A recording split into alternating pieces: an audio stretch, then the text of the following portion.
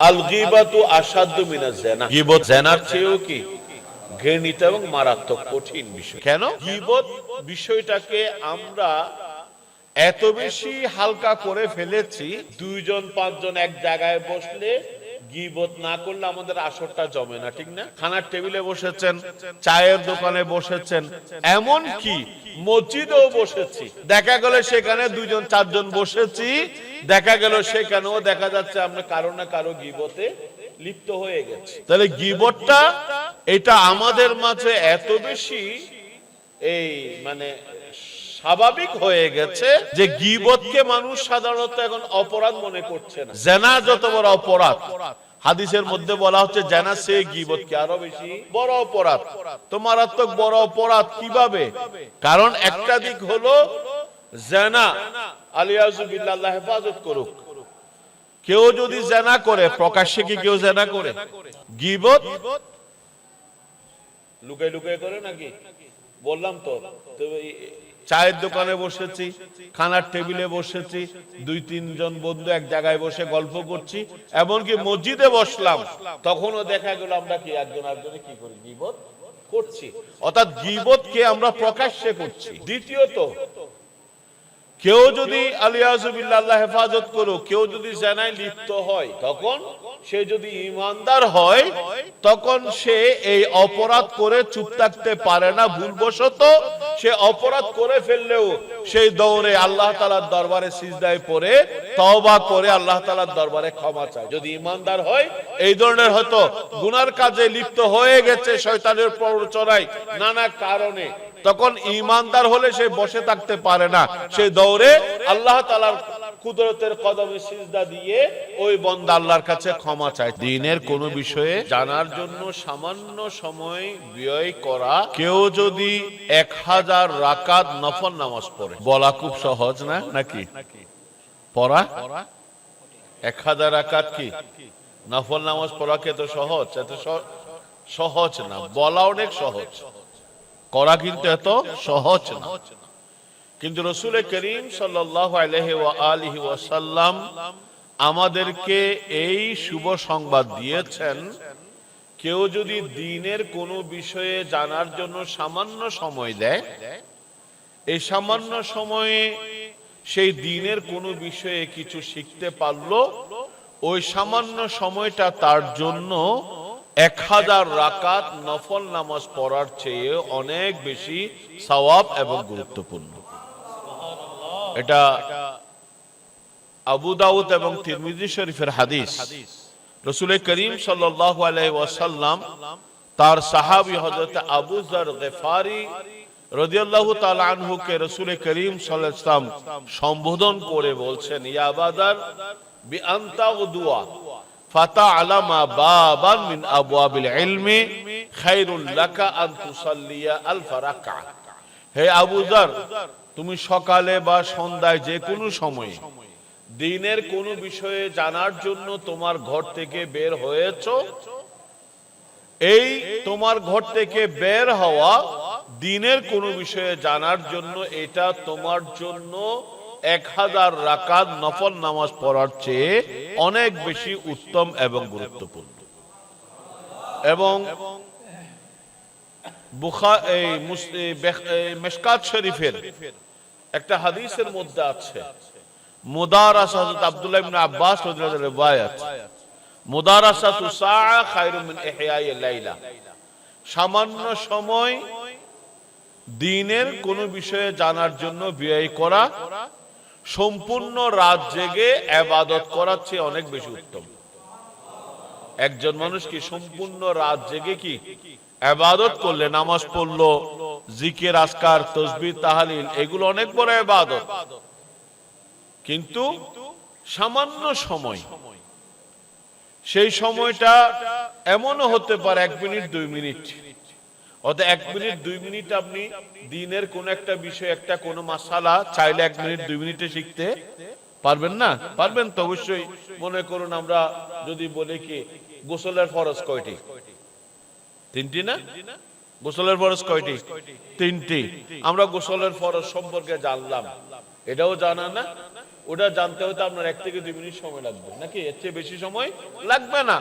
1 থেকে 2 মিনিট আপনি এই যে গোসলের ফরজ কি, গোসলের নিয়ম সম্পর্কে জানলেন, ওযুর ফরজ কি, ওযুর নিয়ম সম্পর্কে জানলেন, এই সামান্য সময় আল্লাহ রাসূল সাল্লাল্লাহু আলাইহি ওয়াসাল্লাম ইরশাদ করছেন, এটাকে যদি এক পাল্লায় রাখা হয় আর অন্যদিকে যদি সম্পূর্ণ রাত জেগে তুমি নফল ইবাদত করো, ওই সম্পূর্ণ রাত জেগে ইবাদত করে যে পরিমাণ সওয়াব পাবে, তোমার এই সামান্য সময় দিন সম্পর্কে জানার জন্য সেই সময়টা দিয়েছো, সেই সময়টা তোমার জন্য অনেক বেশি উত্তম এবং অনেক বেশি গুরুত্বপূর্ণ।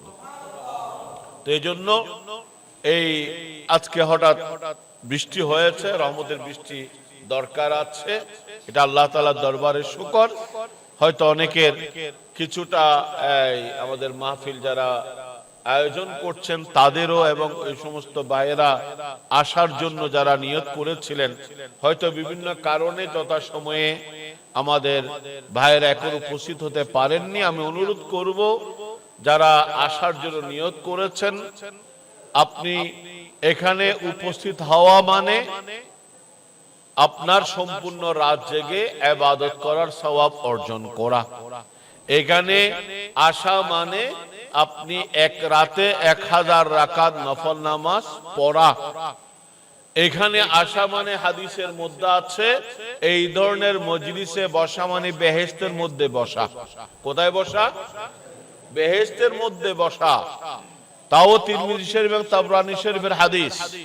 রাসূল করিম সাল্লাল্লাহু আলাইহি ওয়াসাল্লাম ইরশাদ করেছেন, ইযা মারারতুম বিরিয়াদিল জান্নাতি ফারতাউ মিনহা, তোমরা যখন জান্নাতের পাশ দিয়ে তোমরা গমন করবে, তখন তোমরা ওই বেহেশতে প্রবেশ করো এবং বেহেশত থেকে তোমরা নাজ ও নিয়ামত গ্রহণ করো।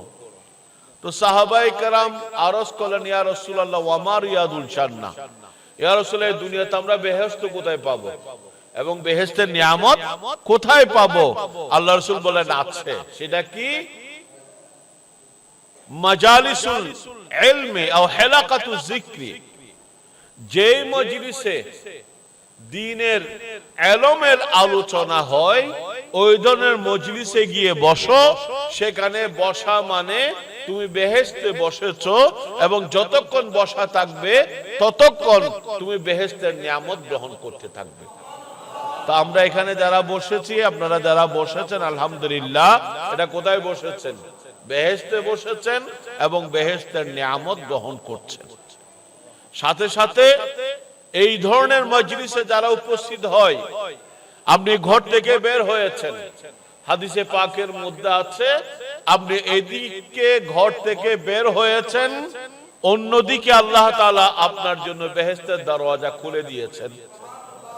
মান সালাকা তরিকান ইয়ালতামিসু বিহি ইলমান সাহালাল্লাহু লাহু বিহি তরিকান ইলাল জান্নাহ, কেউ যদি ইলম অর্জন করার জন্য নিজের ঘর থেকে বের হয়েছে, এদিকে ওই বান্দা বের হয়েছে, অন্যদিকে আল্লাহ পাক রব্বুল আলামিন ওই বান্দাকে জান্নাতে নিয়ে যাওয়ার জন্য ওই রাস্তাকে আল্লাহ তাআলা উন্মুক্ত করে দিয়েছেন।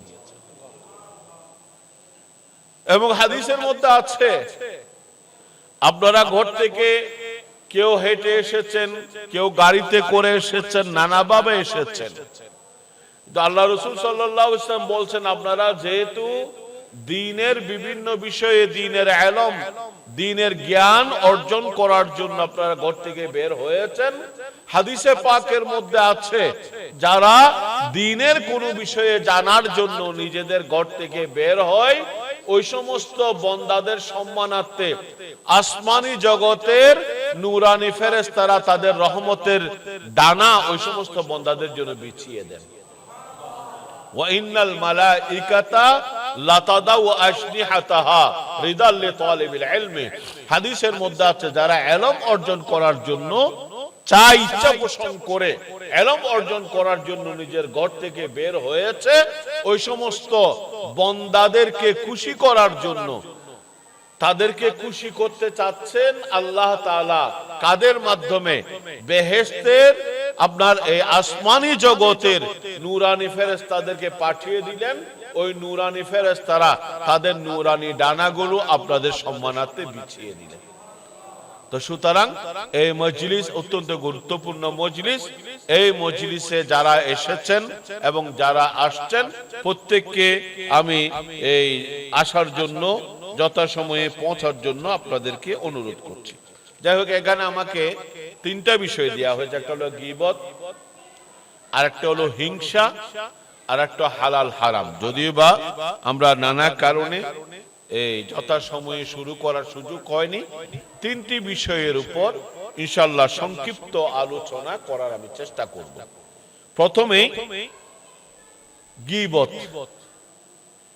আমরা গীবত শব্দটা মানে গায়েব থাকা, অনুপস্থিত থাকা। গায়েব না, হাজির মানে কি থাকা, উপস্থিত থাকা। গায়েব মানে কি, অনুপস্থিত থাকা। ওই গায়েব থেকে গীবত, অনুপস্থিতি, ওই শব্দ থেকে কি বলেন, শব্দ থেকে কি গীবত। অর্থাৎ কোন মানুষের অনুপস্থিতিতে, একজন মানুষ এখানে নাই, তার অনুপস্থিতিতে ওই ব্যক্তির কোন দোষ বর্ণনা করা বা আলোচনা করা। কোন ব্যক্তি যদি কি থাকে অনুপস্থিত, তার সামনে না। কারণ সামনে যদি বলা হয় এটা গীবত না। সামনে যদি বলা হয়, যদি আপনার উদ্দেশ্য যদি ভালো থাকে, যে একজন মানুষকে সামনে মানে আবার ওই শত মানুষ, হাজার মানুষের সামনে না। আপনি একজন মানুষ, তার দোষ আছে, প্রত্যেক মানুষের তো দোষ আমাদের আছে না, প্রত্যেকের নাকি দোষ ছাড়া কি মানুষ আছে? কেউ কোন মানুষ আছে? নাই। আমাদের প্রত্যেকের দোষ আছে, কিন্তু আমার আপনার দোষটা যদি আমি সংশোধন করার যদি ইচ্ছা থাকে, মন মানসিকতা থাকে, তাহলে যদি আমি 10 জনের সামনে মসজিদে দাঁড়িয়ে যদি বলি, হ্যাঁ তোমার এই দোষ, ইমাম সাহেবের এই দোষ, মুয়াজ্জিন সাহেবের ওই দোষ, সভাপতি সাহেবের ওই দোষ, অমুকের ওই দোষ, তাহলে এইটা বলার মাধ্যমে মানুষ সংশোধন হয় না। আরো কি হয়, হয়তো মানুষটা কি হয়, লজ্জায় পড়ে যায়, অথবা মানুষ অনেক সময় সেটাকে রাগান্বিত হয়ে সেটা আরো বেশি করার কি করে, এটা দিয়ে সংশোধন হয় না। সংশোধন করতে হলে কোন একটা ভুল আছে, কোন একটা বিষয়ে জানছে না, মনে করুন যে কোনো বিষয় হোক, সেটাকে সংশোধন করার জন্য আপনাকে কি অন্য কোন কৌশলে, অথবা অর্থাৎ আপনি আমভাবে বলতে পারেন, আমভাবে বলতে পারেন, কোন নির্দিষ্ট কোন ব্যক্তিকে ডেকে নয়। যেমন হাদিসের মধ্যে আছে, কিছু সাহাবায়ে কেরাম তারা কোথাও দাওয়াত খেয়েছেন, উটের গোশত খেয়েছেন, মসজিদে আসার পরে কেউ একজন কিছুটা সমস্যা হয়ে গেছে, মসজিদে বায়ু নির্গত করেছে, এবং দুর্গন্ধ বের হয়েছে, একজন আরেকজনের দিকে তাকাচ্ছে। রাসূল করিম সাল্লাল্লাহু আলাইহি ওয়াসাল্লাম উপস্থিত। আল্লাহ রাসূল সাল্লাল্লাহু আলাইহি ওয়াসাল্লাম জানেন কিনা? জানেন কিনা? জানেন। রাসূল করিম সাল্লাল্লাহু আলাইহি ওয়াসাল্লাম ওই ব্যক্তিকে ডেকে এটা বলেন নাই যে তুমি কি করেছো, তোমার ওযু ভেঙে গেছে, তুমি গিয়ে কি করো, ওযু করে আসো। ওইটা আল্লাহ রাসূল বলেন নাই। কারণ তাকে যদি সবার সামনে এই কথা বলা হয়, ওই লোকটা লজ্জা পাবে না? নাকি পাবে কিনা? লজ্জা পাবে। রাসূল করিম সাল্লাল্লাহু আলাইহি ওয়াসাল্লাম কি বলেছেন? তোমরা যারা ওটের গোশত খেয়েছো সবাই যাও ওযু করে আসো। সবাই যাও কি করো? ওখানে এই 20-30 জন, 40 জন, 50 জন, 100 জন যারা ছিলেন সবাই গিয়ে ওযু করে এসেছেন। তখন ওই ব্যক্তিকে সবার সামনে লজ্জিত হতে হয় নাই। এটা আল্লাহ রাসূলের শিক্ষা। এটা হলো কি আল্লাহ রাসূলের শিক্ষা। একজন বয়স্ক মানুষ ওযু করছেন, ওযুতে ভুল, ওযু কি? এখন হযরত ইমাম হাসান, ইমাম হুসাইন রাদিয়াল্লাহু তাআলা আনহুমা এখনো ছোট, কি বয়সে কি একদম ছোট। এখন ছোট দুজন বাচ্চা যদি একজন বয়স্ক মানুষের কাছে গিয়ে বলে যে দাদা বা চাচা, আপনি যে ওযু করছেন আপনার ওযু ভুল হচ্ছে, এরকম বললে একজন বয়স্ক মানুষ হয়তো লজ্জা পাবেন। অনেক সময় বলে কি কিছু মানুষ আছে না, সারা জীবন ওযু করে আসছি, তোরা এই দুইটা ছোট ছোট বাচ্চা এসে আমাকে কি সংশোধন করার জন্য, ওযু শেখানোর জন্য আসছো, এরকম বলতো না নাকি? বলতো কি না? স্বাভাবিক ভাবে। এখন ওই যে বয়স্ক মানুষ ওযুতে ভুল করছে, সেটাও সংশোধন করতে হবে, করতে হবে না নাকি? ভুল একটা থাকলে ওটা কি দাঁড়িয়ে দিতে হবে না? হবে। এখন ইমাম হাসান ইমাম হুসাইন রাদিয়াল্লাহু যেহেতু বয়সে ছোট, তখন তারা দুইজন একটা কৌশল করলেন যে আমাদের দাওয়াতে খায়রের মধ্যে আমার হুজুর কেবলা বারবার বলেন যে তোমরা হিকমত অবলম্বন করবে। হিকমত মানে কৌশল আছে, হিকমত মানে প্রজ্ঞা, মেধা। তোমার মেধা এবং প্রজ্ঞাকে কাজে লাগাবে যখন যেই ধরনের যে পদ্ধতি অবলম্বনের মাধ্যমে এই ধরনের ভুলগুলো সংশোধন করা যায়, যখন যে পদ্ধতি অবলম্বনের মাধ্যমে মানুষের কাছে দ্বীনের সঠিক বাণী, সঠিক ইলম, সঠিক শিক্ষা যাতে কি করা যায়, পৌঁছানো যায়, সেইভাবে তোমরা কি করো, কাজ করো। এটা কোরআনের কি শিক্ষা, উদু ইলা সাবিলি রাব্বিকা বিল হিকমাতি, কি বিল হিকমাতি।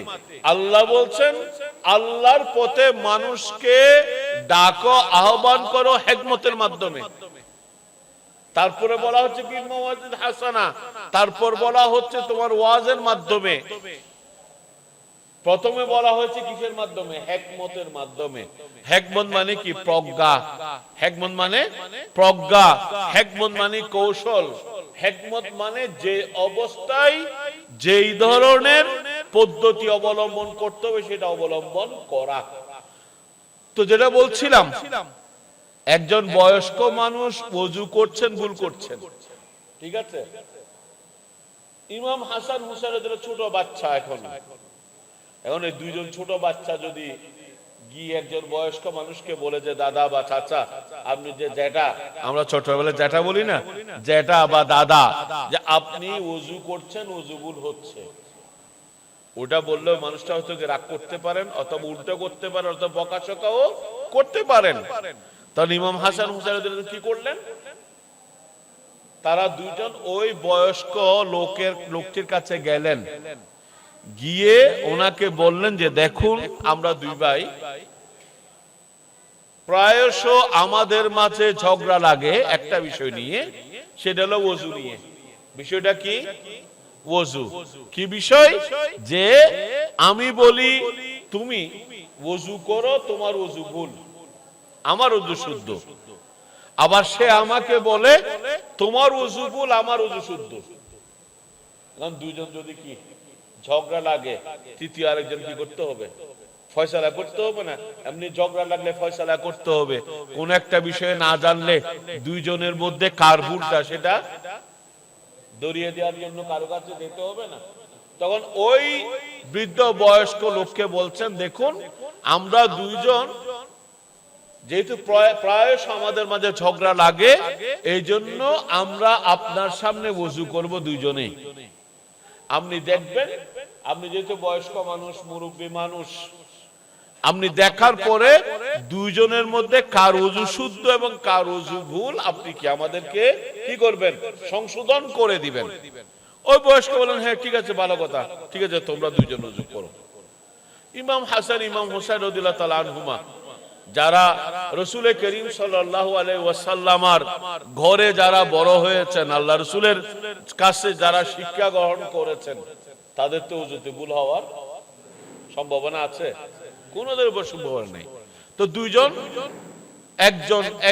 দুইজন অত্যন্ত সুন্দরভাবে ওযু করলেন। দুইজন ওযু করার পরে ওই বৃদ্ধ লোকের কাছে গিয়ে বললেন যে দেখুন, আপনি তো আমাদের দুইজনের ওযু দেখেছেন, এবার বলুন কার ওযুটা শুদ্ধ হয়েছে এবং কার ওযুটা কি ভুল। তখন ওই বৃদ্ধ মানুষ চোখের পানি ছেড়ে দিলেন, বললেন তোমরা দুইজনের ওযু শুদ্ধ, এতদিন আমি আমার ওযুর মধ্যে কিছু ভুল ছিল, সেই ভুলগুলো আজকে তোমরা দুইজনের ওযুর মাধ্যমে আমি সংশোধন করে নিলাম। তোমাদের দুইজনের ওযুর মাধ্যমে কি করলাম? কি এটা কি একজনের দোষ থাকলে দোষটা কি আপনার নিয়ত যদি সংশোধন থাকে, নিয়ত যদি কি থাকে সংশোধন থাকে, তাহলে একজন মানুষের দোষ আছে, তার অনুপস্থিতিতে তার দোষ বলার মাঝে কোনো লাভ আছে? লাভ আছে? নাই। কিন্তু কোন মানুষ, আমার আপনার প্রত্যেকের দোষ আছে, আমার যদি একজন মানুষকে সংশোধন করার যদি ইচ্ছা থাকে, তাহলে হয়তো তাকে আমি একা ডেকে অথবা আম ভাবে, যেভাবে কি বললাম রাসূল করিম সাল্লাল্লাহু আলাইহি ওয়াসাল্লাম যেভাবে করেছেন, এইভাবে যে কোনো সুন্দর পদ্ধতি অবলম্বন করে তাকে কি করা যায়, তার ভুলটা সংশোধন করা যায়। আর গীবত হলো, তাহলে কি বলছিলাম, গীবত হলো কারো অনুপস্থিতিতে কোন ব্যক্তির কোন ধরনের দোষ কি করা, বর্ণনা করা বা আলোচনা করা।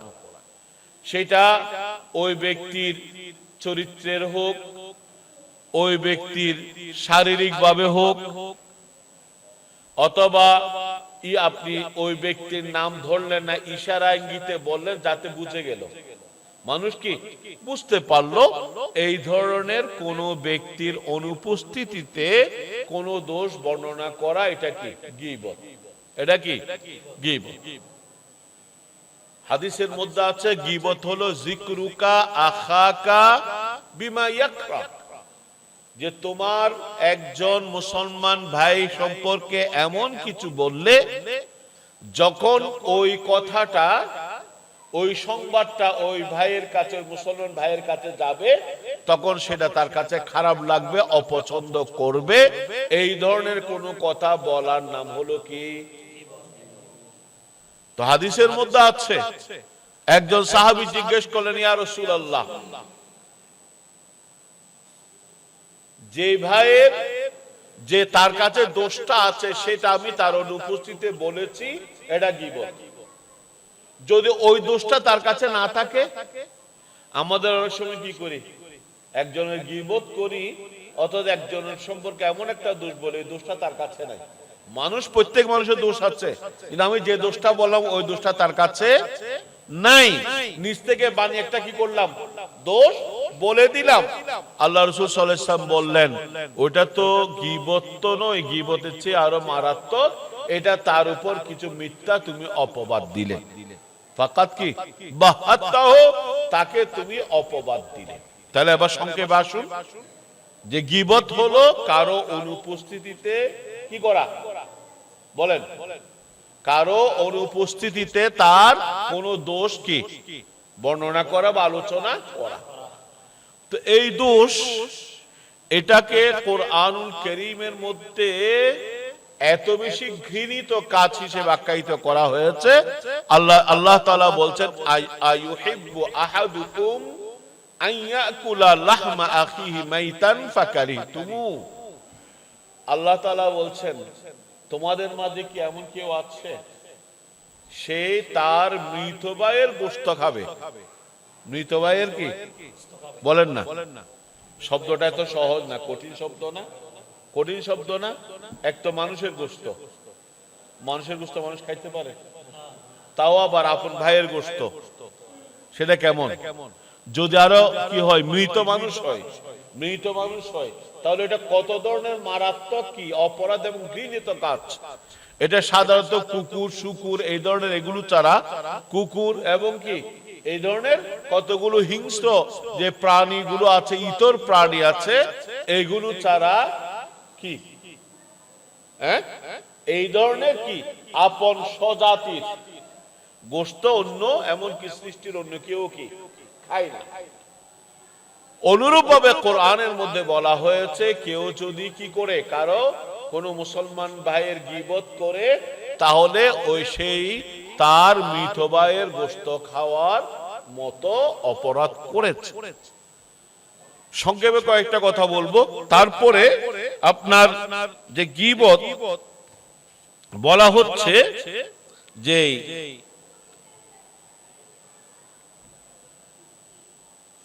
গীবতটা ওই যে বলা হচ্ছে কোরআনের মধ্যে এবং হাদিসের মধ্যেও আছে।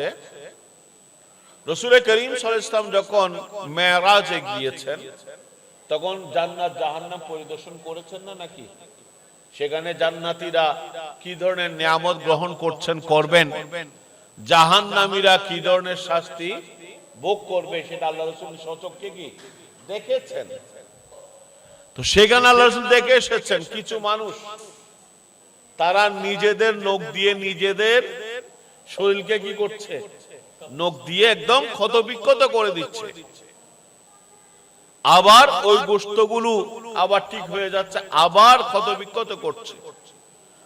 অন্য হাদিসের মধ্যে আছে কিছু মানুষের কাছে কিছু পচা গোশত রাখা হয়েছে, বলা হচ্ছে এগুলো খাও। তখন এইভাবে তাদেরকে জোর করে তাদেরকে মেরে মেরে এগুলো খাওয়ানো হচ্ছে। আল্লাহ রাসূল বললেন এরা হলো ওই সমস্ত ব্যক্তি যারা দুনিয়াতে কি করত আরেকজন মুসলমান ভাইয়ের গোশতকে অর্থাৎ তার গীবত করত। হাদিসে পাকের মধ্যে আছে আল গীবাতু আশাদ্দু মিনাজ জিনা, গীবত কি জিনার চেয়েও কি ঘৃণিত এবং মারাত্মক কঠিন বিষয়। কেন? দেখুন,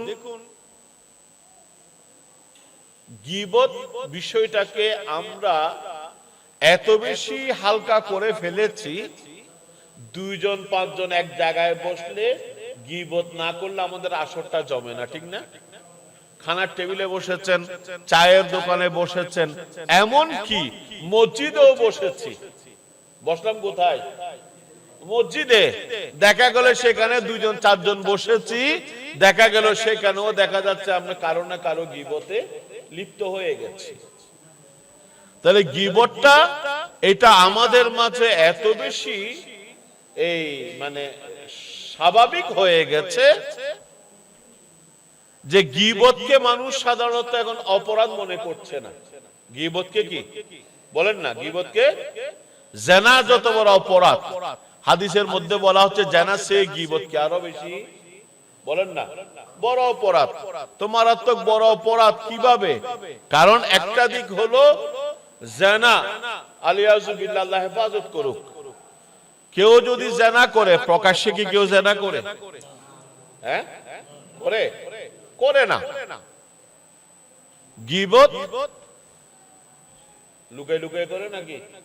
বললাম তো, চায়ের দোকানে বসেছি, খানার টেবিলে বসেছি, 2-3 জন বন্ধু এক জায়গায় বসে গল্প করছি, এমনকি মসজিদে বসলাম, তখনও দেখা গেল আমরা কি একজন আরেকজনে কি করি, গীবত করছি। অর্থাৎ গীবতকে আমরা প্রকাশ্যে করছি। দ্বিতীয়ত, কেউ যদি আলিয়াযু বিল্লাহ, আল্লাহ হেফাজত করুক, কেউ যদি জিনায় লিপ্ত হয়, তখন সে যদি ঈমানদার হয়, তখন সে এই অপরাধ করে চুপ থাকতে পারে না। ভুলবশত সে অপরাধ করে ফেললেও সেই দৌড়ে আল্লাহ তাআলার দরবারে সিজদায় পড়ে তওবা করে আল্লাহ তাআলার দরবারে ক্ষমা চায় না? যদি ঈমানদার হয়, এই ধরনের হয়তো গুনার কাজে লিপ্ত হয়ে গেছে শয়তানের প্ররোচনায় নানা কারণে, তখন ঈমানদার হলে সে বসে থাকতে পারে না, সে দৌড়ে আল্লাহ তাআলার কুদরতের কদমে সিজদা দিয়ে ওই বান্দা আল্লাহর কাছে ক্ষমা চায় না? চাই কি না? আমরা তো গীবত করছি। একজন বান্দা আছেন যে আল্লাহর কাছে কান্না করে ক্ষমা চেয়েছেন যে আল্লাহ আমি ওকে গীবত করেছি? একজন আছেন? নাই। হ্যাঁ, কি আমরা নাউজুবিল্লাহ জিনা থেকে গীবতকে বড় বলা হয়েছে। কেউ যদি নাউজুবিল্লাহ জিনা করে আল্লাহর কাছে সে কান্নাকাটি করে, এত বড় অপরাধ, মিন আকবারিল কাবায়ের, কবিরা গুনাহর মধ্যে একটা গুনাহ, অন্যতম কবিরা গুনাহ, তখন সে দৌড়ে আল্লাহ তাআলার দরবারে ক্ষমা চায়। কিন্তু আমরা রাত দিন গীবত করছি, কোনোদিন ক্ষমা কখনো চাইও নি, কারণ ওইটাকে আমরা কি গুনাহ বলে মনে করি না। সুতরাং খেয়াল রাখবেন, অপরাধ থেকে আমরা ক্ষমা কখন চাই? যখন সেটাকে আমরা অপরাধ মনে করি। অপরাধ কি? অপরাধ মনে না করলে ক্ষমার দরকার আছে? বলেন না। অপরাধ এই জন্য আল্লাহ তাআলার দরবারে তওবা করার জন্য প্রথম আমাকে স্বীকার করে নিতে হবে আল্লাহ আমি অপরাধ করেছি, নাকি আল্লাহ কি আমি অপরাধ? ইবলিস অপরাধ করেছে কিনা বলেন না। এই পর্যন্ত কত কোটি বছর গেছে, আল্লাহ রাসূল ভালো করে জানেন, এই পর্যন্ত ইবলিস তওবা করতে পেরেছে? পেরেছে?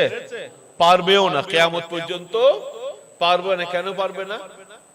তার কবলে তওবা কেন নসিব হবে না? কারণ ইবলিস অপরাধ করেছে, কিন্তু সে অপরাধী, নিজেকে অপরাধী স্বীকার করেছে? করেছে? করে নাই। উলামায়ে কেরাম আছেন, আপনারাও শুনেছেন, ইবলিস অপরাধ করেছে, সিজদা করেন, আল্লাহর নির্দেশ অমান্য করেছে। আল্লাহ যখন বললেন, আমি তোমাকে যখন সিজদা করতে বললাম করনি কেন, তখন ইয়া আল্লাহ আমি ভুল করেছি, সেটা তো বলে নাই। সেটা বলেছে? কি বলেছে বলেন না, আপনারা শুনেছেন, বলেন না কি বলছে? আনা আনা খায়রুম মিনহু, কি বলেছে বলেন না? আমি আদম থেকে শ্রেষ্ঠ। খালাকতানি মিন নারিন ওয়া খালাকতাহু মিন তিন, আদমকে মাটি দিয়ে সৃষ্টি করেছে, আমাদের আগুন দিয়ে সৃষ্টি করেছে। আগুন উপরে থাকবে, বাতিজ্ঞ জ্বলাইলি একদম নিচের দিকে লয়ে যায়, নিভে যায়, তারপরে কি উপর দিকে যায় না নাকি? মাটি আপনি যতই উপরে নিক্ষেপ করেন আবার নিচে আসে না নাকি? মাটি নিচে থাকবে, আগুন কোথায় থাকবে? তো ইবলিস বলল আমি উপরে থাকবো, আদম নিচে থাকবে। আল্লাহ তুমি কি বলছো? আদম উপরে থাকবে, আমি নিচে। এই জন্য ইবলিস অপরাধ করেছে, সেটা স্বীকার করে নাই, এই কারণে তার তওবা করার সুযোগ। এই জন্য গীবত আমরা করি, কিন্তু গীবত থেকে তওবা কেন করি না বলেন না? অপরাধ মনে করি না আমরা, এটাকে কি করি না? অপরাধ মনে করি না। এই কারণে হাদিসের মধ্যে বলা হচ্ছে আল গীবাতু আশাদ্দু মিনাজ জিনা, জিনা থেকে আরো কঠিন। কয়েকটা কারণ বললাম। জিনা মানুষ প্রকাশ্যে করে না, গীবত আমরা বলেন না প্রকাশ্যে করি। জিনা থেকে কেউ যদি করেও ফেলে, সাথে সাথে সে আল্লাহর দরবারে তওবা করে, ঈমানদার, তার কাছে ঈমান থাকলে। কিন্তু আমরা গীবত করে তওবা করি না। জিনা অপরাধ, সেটা আমরা মানি, স্বীকার করি। গীবত যে অপরাধ, সেটা আমরা অনেকে হয়তো মানিও না, স্বীকারও করি না। আরেকটা বড় কথা হলো জিনা আলিয়াযু বিল্লাহ, সেটা আল্লাহর হকে বান্দা কি করেছে? অপরাধ করেছে। সেটা কার হক বলেন না? আল্লাহর হক। গীবত হলো বান্দার হক। গীবত কার হক?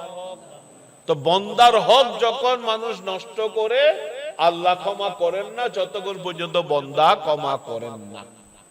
এই কারণে গীবতকে এত কি কঠিন বলা হয়েছে। এজন্য হযরত ইমাম হাসান রাদিয়াল্লাহু তাআলা আনহু, রাসূল করিম সাল্লাল্লাহু আলাইহি ওয়াসাল্লামের নাতি ইমাম হাসান, হাদিসের মধ্যে আছে, কারো যদি কেউ গীবত করে কি হয়? আপনি কারো গীবত করলেন, আপনি কারো কি করলেন বলেন না? গীবত করলেন, তাইলে আপনার সওয়াবগুলো, নামাজ, রোজা, হজ, যাকাত, ইবাদত, বন্দেগী, যে সওয়াবগুলো যার গীবত করেছেন তাকে আপনি নিষ্কুশিতে দিয়ে দিলেন। নিজে কি আপনার কষ্টে করা আমলগুলোর সওয়াব কাকে দিয়ে দিলেন? কথা কি বুঝতে পারতেছেন নাকি? মাইকের আওয়াজ বুঝে যাচ্ছে না? না এমনি তো শুনতে পাচ্ছেন নাকি? মাইক ছাড়া বলবো, শুনতে সমস্যা হচ্ছে নাকি?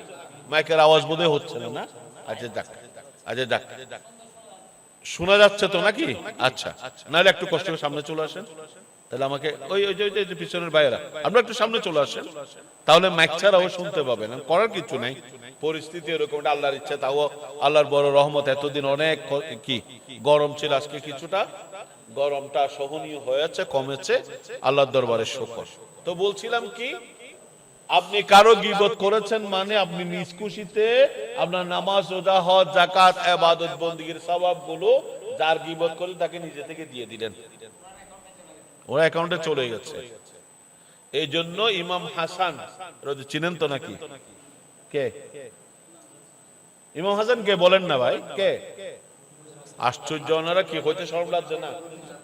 রাসূল করিম সাল্লাল্লাহু আলাইহি ওয়াসাল্লাম নাতি নয়, ফাতেমা তার ছেলে না নাকি? হ্যাঁ, হযরত আলীর ছেলে, নো বড় ছেলে। কোন একজন ব্যক্তি ইমাম হাসান রাদিয়াল্লাহু তাআলা আনহুর গীবত করেছিল, তখন ইমাম হাসান রাদিয়াল্লাহু তাআলা আনহু বাজার থেকে কিছু মিষ্টি কিনে ওই ব্যক্তির ঘরে পাঠিয়ে দিলেন এবং ছোট একটা কাগজে লিখে দিলেন যে ভাই শুনেছি তুমি আমার গীবত করেছো, এই জন্য তোমাকে মিষ্টিগুলো পাঠালাম, কারণ তোমার নিষ্কুশিতে তোমার সওয়াবগুলো আমাকে দিয়ে দিয়েছো।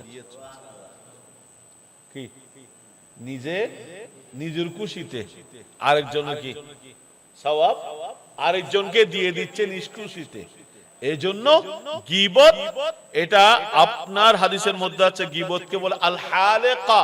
আল্লাহ রাসূল বলেন আল হালেকা, হালেকা মানে হলক মানে ডাব্বইজন। ডাব্বইজন বুঝুন তো, মাথা চুল কেন নতা গেলে কি হয়, ডাব্বই।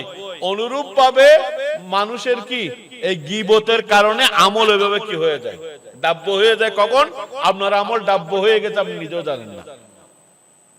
ঠিক আছে, এই জন্য গীবত থেকে নিজেকে রক্ষা করার চেষ্টা করবেন।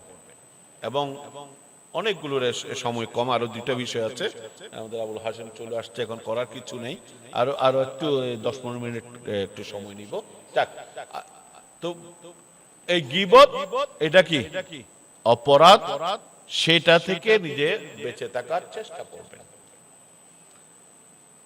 রিওয়ায়াতের মধ্যে আছে, ইমাম গাজালি রাহমাতুল্লাহ আলাইহি সম্ভবত তার মুকাশাফাতুল কুলুবের মধ্যে লিখেছেন,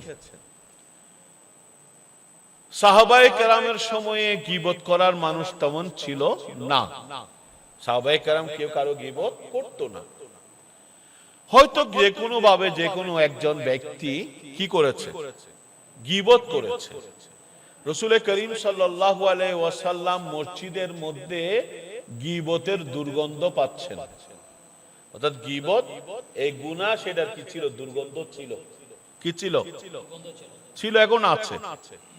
আল্লাহ রাসূল বলেন হাল তাজিদুনা মা আজিদু, আমি যে একটা দুর্গন্ধ পাচ্ছি, তোমরাও কি সেই দুর্গন্ধ পাচ্ছো? তারা বলেন হ্যাঁ ইয়া রাসূলুল্লাহ, আমরাও এই দুর্গন্ধ পাচ্ছি। যে তোমরা জানো এটা কিসের দুর্গন্ধ? সাহাবায়ে কেরাম বলেন ইয়া রাসূলুল্লাহ, অপরিচিত। এটা কি? ইন্দুর ভুসা, গরু ভুসা, আলাদা আলাদা দুর্গন্ধ নো আছে, আলাদা দুর্গন্ধ নো আছে, আছে। সাহাবায়ে কেরাম বলেন এটা এমন দুর্গন্ধ, এই ধরনের দুর্গন্ধের সাথে আমরা পরিচিত না। আল্লাহ রাসূল বললেন এটা হলো তোমাদের কেউ অন্য কোন ভাইয়ের গীবত করেছে, এই কারণে এটা হলো গীবতের দুর্গন্ধ। কার? না তো সাহাবায়ে কেরামের সমন্বিতে গীবত করলে দুর্গন্ধ আসিল। এখন আর যেহেতু দুর্গন্ধ নাই, তার মানে আমাদের সমাজে গীবতকারী লোক নাই। কি থাকলে কই আমরা গন্ধ পাচ্ছি না কেন? থাকলে আমরা গন্ধ পাচ্ছি না কেন? হ্যাঁ, কি গীবতের দুর্গন্ধ আছে। সাহাবায়ে কেরামের সময়ে কেউ দুর্গন্ধ এই গীবত করলে সাথে সাথে কি ধরা খেয়ে যেত। তা এখন তো গীবত আমরা প্রত্যেকদিন করছি। বললাম তো 2-5 এক জায়গায় বললে গীবত না করলে মনে হয় যেন চাটা ভিতরে যাচ্ছে না, নাকি মজলিসটা কি আসরটা জমে না যদি গীবত না করি। রাত দিন আমরা করছি কিন্তু গন্ধটা পাচ্ছি না কেন? হ্যাঁ, ইমাম গাজালি রাহমাতুল্লাহ সমাধান দিয়েছেন সুন্দর করে। আমার বাসা আতুরুদ্দিপুর, আলহামদুলিল্লাহ আপনারা অনেকে প্রত্যেকে জামিয়াতে যান না, বিবির হাটে। এর আগে তো আতুর এই কি হামজারবাগ, আমার বাসা হলো হামজারবাগ। হামজারবাগের পরে দিকে আসলে কি একটু উত্তর দিকে আসলে আতুরুদ্দিপুর না। কোরবানির 1 সপ্তাহ পর্যন্ত ওই রাস্তা দিয়ে আমরা যেতে পারি না। কেন পারি না? হন না। আচ্ছা, অর্থাৎ গরুর চামড়ার দুর্গন্ধ, যে কারণে আমরা কেউ কি করতে পারি না ওই রাস্তা দিয়ে, কি বলেন না, ওই রাস্তা দিয়ে আমরা হাঁটতে পারি না, যাইতে পারি না। নাক বন্ধ করলে আপনি এসি গাড়িতে গ্লাস বন্ধ করে আসেন, তারপরে দেখবেন কি দুর্গন্ধটা পাচ্ছি কিনা, বলেন না। উত্তরখান আর কি টায়ার্ড হয়ে গেলেন, বুঝলেন না? আয় সিললে যে এতক্ষণ আমরা শুনতে লাগবে কি দুর্গন্ধ আমাদের লাগছে কিনা, পাচ্ছি কিনা। কিন্তু ওই চামড়ার গুদামগুলোতে কতগুলো মানুষ সাদি পরোটা পরায় পরে খার জন্য আছে, খান না? সাদি পরোটাও খার, ফানও খার, গু মজার, আবার 2-3 জন মিলে খোশ গল্পও করে নগরের। তো জীবনে চা খালি হচ্ছে কি গন্ধ লাগেন না? কিলে না লাগেন? এই বুঝছেন, উত্তরটা বুঝাচ্ছেন কি? ওই দুর্গন্ধের সাথে অভ্যস্ত হতে হতে এমন হয়ে গেছে এখন দুর্গন্ধ আর দুর্গন্ধ লাগে না। যেমনি ভাবে আমরা গীবতের সাথে এত বেশি কি হয়ে গেছি, অভ্যস্ত হয়ে গেছি যে গীবত করলে আমরা দুর্গন্ধ পাই। আল্লাহ তাআলা আমাদেরকে গীবত থেকে হেফাজত করুক। তো এই গীবত এবং এক কথায় সোজা কথা যে অন্য মানুষের আপনি হক নষ্ট করবেন। কেউ যদি গীবত করে এখন সেখান থেকে আপনি কারো গীবত করেছেন, এই ক্ষেত্রে আপনার করণীয় কি? তার কাছ থেকে ক্ষমা চাওয়া। তার কাছ থেকে কি? ক্ষমা চাওয়া। আবার এমন কিছু মানুষ আছে তার কাছে ক্ষমা চাইতে চাইলে দুয়ো সোয়াদ দিব, নোয়াশাইলে কতজ্ঞ আসলে অবস্থা বুঝে যাবেন, আবার অবস্থা না বুঝে যাবেন না। হ্যাঁ, কি করবেন? ক্ষমা চাওয়া।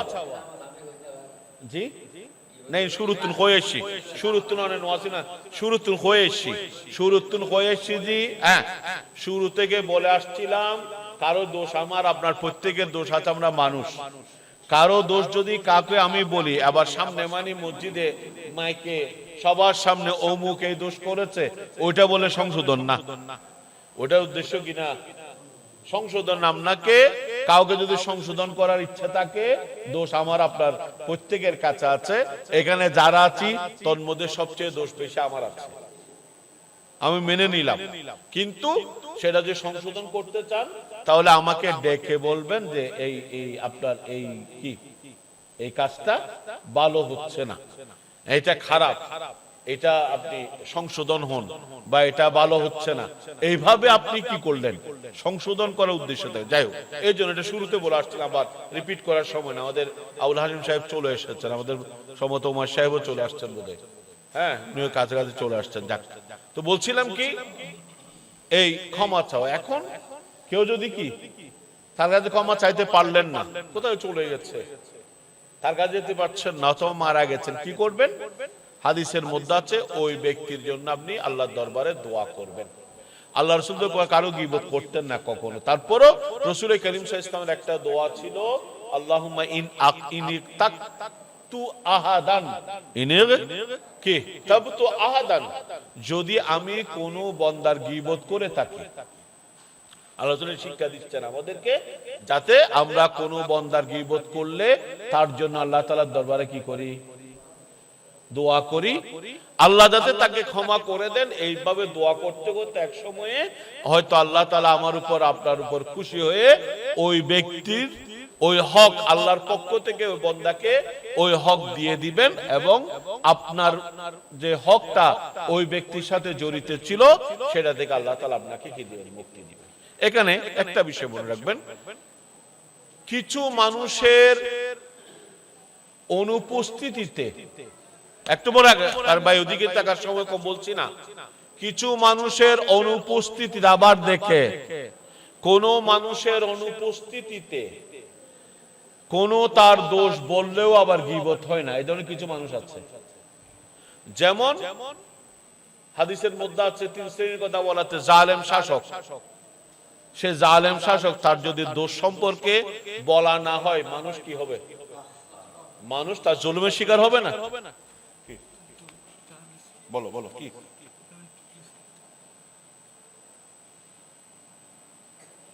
আচ্ছা দেখ, বুঝছি। হ্যাঁ দেখ, আমার সময় আর অন্য বিষয়টা নিচ্ছেন, এখানে শেষ করব। তো বলছিলাম কি, বলেন না কি বলছিলাম? জালেম কোন কি শাসক, জালেম শাসক, তার গীবত অর্থাৎ আমি তার এই দোষ, সেই জুলুম করছে, সেটা যদি আমি না বলি, মানে জুলুমের শিকার হবে না নাকি? হবে কি না?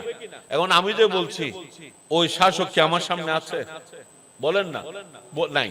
তারপরেও বলা ওটা কি না? ওটা গীবত না। একজন আপনি বিচারকের কাছে, কোর্টে হোক অন্য কোন আদালতে হোক, আপনি কোন ব্যক্তির বিরুদ্ধে মামলা বা অভিযোগ দায়ের করলেন। কোন ব্যক্তির বিরুদ্ধে কি করলেন? বলেন না, মামলা বা অভিযোগ কি করলেন? দায়ের করলেন। তখন আপনার মামলার মধ্যে আপনার অভিযোগের মৌখিক বা লিখিত ওই ব্যক্তির দোষ আপনাকে বলতে হবে না, কোন দোষে কি কারণে, হ্যাঁ, তখন আপনাকে বলতে হবে তার অনুপস্থিত আপনি বলছেন, বলা হচ্ছে ওইটা কি গীবত না। মনে করুন আপনাদের এই রাস্তা, এই রাস্তার ওই মোড়ে একজন অনেক বড় ডাকাত আছে, কি হ্যাঁ, মনে করেন ওই জায়গায় একজন কি ডাকাত আছে, এই দিকের আপনার এই লোকদেরকে আপনি বলে দিলেন যে ওইদিকে যেও না, ওই জায়গায় একজন কি ডাকাত আছে, সে তোমার জানমাল দুইটা কি, তাহলে তার নামও বললেন, বললেন নাকি, তার নামও বললেন, সবকিছু বললেন, এবং সে যে ডাকাত বললেন, এটা দোষ না নাকি গুণ? গুণ নাকি ডাকাতি? এটা গুণ নাকি? আশ্চর্য, ডাকাতি ওটা গুণ নাকি না দোষ? দোষ। তার দোষও বললেন, নামও বললেন, কিন্তু তারপরে এটা গীবত না, কারণ ওই তার এই ভয়ানক অপরাধ থেকে আরো কিছু মানুষকে আপনি কি করলেন, রক্ষা করলেন। শেষ, সেটা হলো যারা বাতিল আকীদা, যারা কি হাদিসের মধ্যে আছে, তিনটের মধ্যে একটা হলো আল বিদি আল্লাযী ইয়াদউ ইলা বিদআতিহি, ওই বাতিল আকীদা, যারা বাতিল আকীদা সম্পর্কে প্রচার করছে, হ্যাঁ বলেন না, আছেন এরকম? এখন আল হাদিস আছে, কি বলে ওই যে আব্দুর রাজ্জাক বিন ইউসুফ, নাম বলছি না আমরা, বলছি কিনা, সেই করে এই বলেছে, এই আমরা আমাদের আকাবারদেরকে যে অমুক, হ্যাঁ অমুক কি আশরাফ আলী থানভী, অমুক অমুক, সে এ বলেছে, হ্যাঁ, এরা কি এখন কি উপস্থিত আমার সামনে, উপস্থিত কেউ? আর বলেন না আহলে হাদিস আব্দুর রাজ্জাক বিন ইউসুফ অমুক সমুক যে এইগুলো আছে, যে এই বাতিল গুলো, এগুলো কেউ কি আমার সামনে উপস্থিত আছে এখন? কিন্তু আমি তাদের এই দোষগুলোর কথা, এই যে দিন, এই বেদাতের দিন সম্পর্কে, আকীদা সম্পর্কে তারা যে ভয়ানক কথাগুলো বলছে, সেগুলো আমরা বলছি, তার নামও বলছি, সবগুলো আপনাদের সামনে বলছি না, সে আমার সামনে উপস্থিত, কিন্তু ওইটা গীবতের মধ্যে, বলেন ওইটা গীবতের মধ্যে পড়ে না। তো সুতরাং এই শ্রেণী এগুলো মানুষকে, মানুষের দিন, ঈমান, ইসলাম, আকীদা, জান মাল বাঁচানোর জন্য যদি কোনো ব্যক্তির কোনো দোষ করতে হয়, দোষ বর্ণনা করতে হয়, তাহলে সেটা গীবতের মধ্যে পড়ে না, সেটা হলো কি মানুষের ঈমান, আকীদা, জানমালকে রক্ষা করার জন্য, হেফাজত করার জন্য। তো যাই হোক, আল্লাহ পাক রব্বুল আলামিনের দরবারে আমরা ফরিয়াদ করছি, আল্লাহ পাক রব্বুল আলামিন যাতে আমাদেরকে গীবত থেকে আল্লাহ তাআলা আমাদেরকে বাঁচান, রক্ষা করেন। চেষ্টা করতে হবে। আপনি আজকে মসজিদে বসে ওয়াদা করে ফেলেন, আল্লাহর কাছে ওয়াদা করেন, একটা কথা খেয়াল রাখবেন, এটা আমার জীবনে প্র্যাকটিক্যাল অনেক আছে, কোন একটা কাজ আমার পক্ষে সম্ভব না, আপনি যদি আল্লাহর কাছে সাহায্য চান, আল্লাহর কাছে চান, দেখবেন আপনি অবশ্যই পারবেন।